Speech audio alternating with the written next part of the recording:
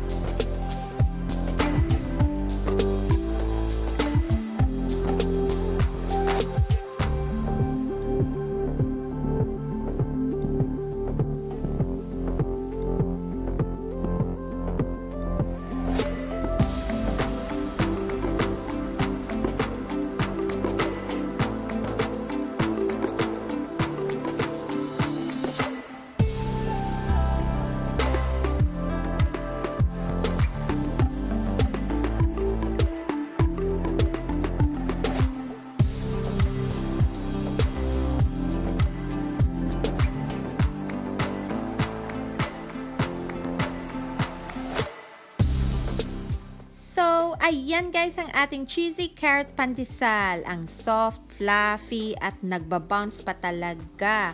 Alam nyo guys, kung naaamoy nyo lang ang aming kusina, amoy bakery. Alam nyo yun. Kung meron na kayong classic pandesal recipe, pwede nyo itong dagdagan ng carrots and cheese if you like. Diba medyo may pagka-nutritious ang ating pandesal ngayon. So, that's it guys. I hope you will try this recipe at home.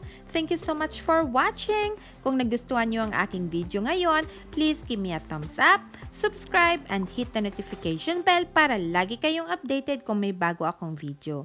Bye!